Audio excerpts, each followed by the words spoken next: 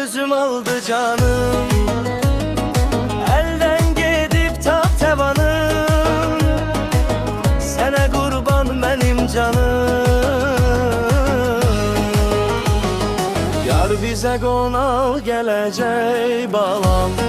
Bilmirəm nə vaxt gələcək gülüm. Söz verib sabah gələcək. Dara zülfün sal hər yana. Gözlərin bənzər ceyrana. Baxdım qaldım yana yana.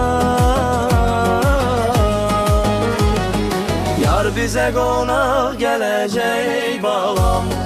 Bilmirəm nə vaxt gələcək gülüm. Söz verib sabah gələcək.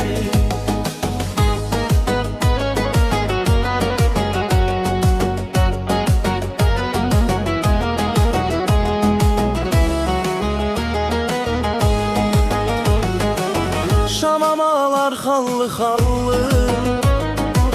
Yar giyinib yaşıl allı. Boyu bəstə üzü xalı. Yar bizə qonaq gələcək balam. Bilmirəm nə vaxt gələcək gülüm.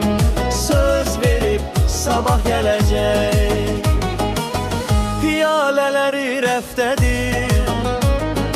Hər biri bir tərəfdədir. Görməmişəm bir həftədir. Yar bizə qonaq gələcək balam. Bilmirəm nə vaxt gələcək gülüm. Söz verib sabah gələcək.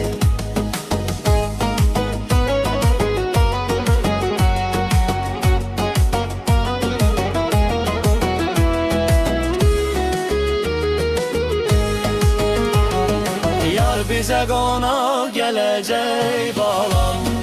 Bilmirəm nə vaxt gələcək gülüm. Olsun ki sabah gələcək.